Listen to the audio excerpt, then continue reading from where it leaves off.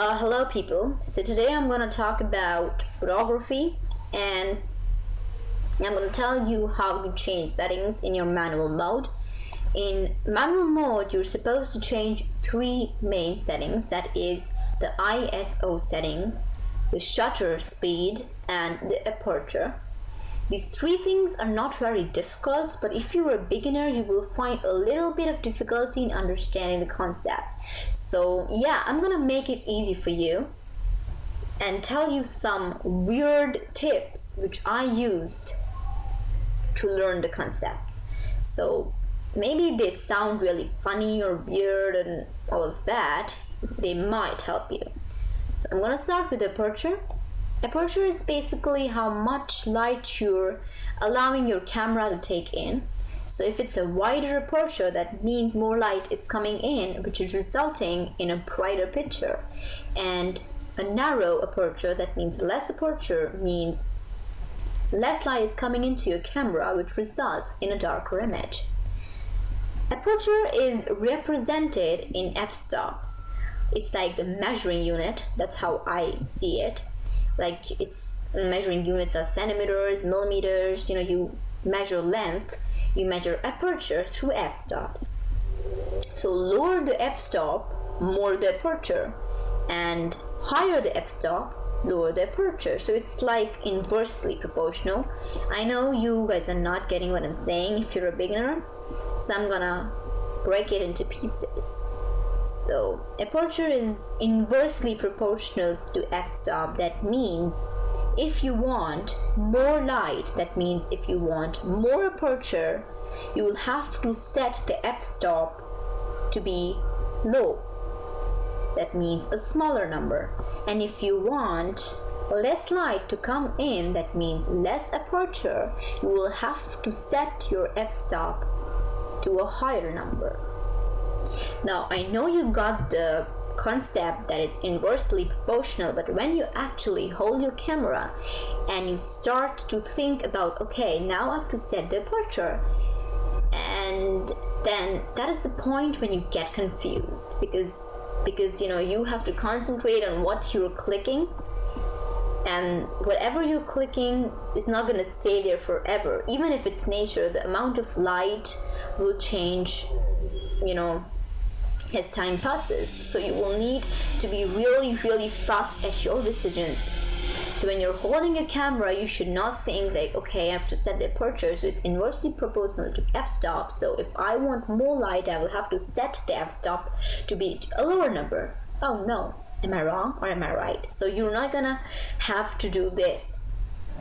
You're not supposed to do this. So I'm gonna tell you a funny way of how you can learn it. It's not that funny, but maybe it's funny for some people. So that's how I learned it. So it's like f-stop, that means you're stopping something from coming in or coming out. So when you have a low f-stop, that means you're not stopping much.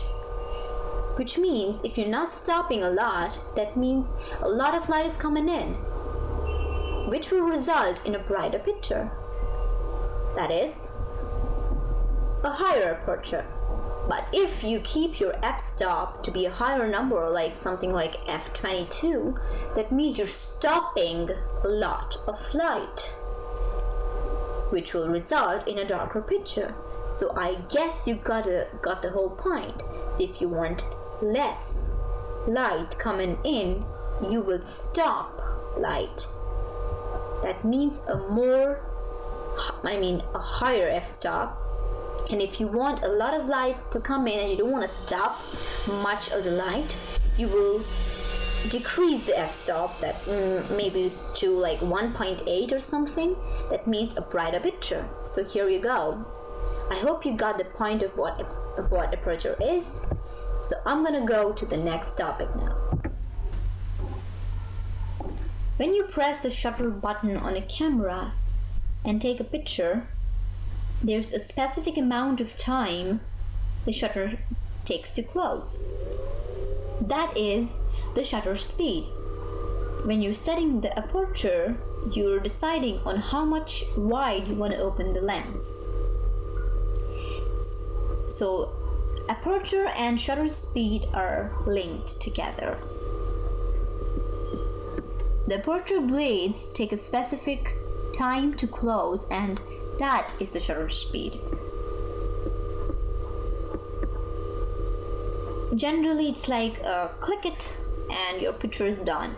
So that sound you hear when you're clicking a picture is the shutter closing and then opening again. That is what you need to set. And it's a really tricky business when you're setting the shutter speed and the aperture, because it results in grains in your image if you're letting too much light come into the shutter and causing blur and all of that. Basically, when you're setting a fast shutter speed, that means your camera lens will close as soon as you click. And if you're setting a slower shutter speed, then it'll take a little bit time to close, and it'll close slowly. So it sometimes happens that you're clicking in an automatic mode and your picture is not distinct. It's like a blackout there, and you're thinking, what is happening? That is the time when the shutter speed is slow. So the sound is like click, and then it's like a wait of 10 seconds maybe, and then talk, there's another voice, and then the picture appears. So that's the shutter speed when it's slow. What the shutter does is, if it's a faster shutter speed, it'll let less amount of light come in, and if it's a slower shutter speed, it'll close slowly, yawning and all of that, and let a lot of light come in. So you have to use a really, really good combination of the shutter speed and the aperture, because if the aperture is high and you set the shutter speed to be really slow, then the lens is already wide open and it's already taking too much light in, and then the shutter is also closing slowly. That means more light will come in, and then it will result in a white picture, and that's not good. One more disadvantage of shutter speed is, if you keep the shutter speed to be really slow, then it will result in blurs. So you're supposed to use that only if it's for an artistic photo and you intentionally want a blur in your picture. So that's about it about shutter. So I'm going to round it up and tell you the important thing in the shutter speed is that the slower the shutter speed, more the light is coming in at the risk of a motion blur. And a fast shutter speed means low risk of motion blur while you're sacrificing some light. I wish nothing but the best for you too. Oh, I love this song, man.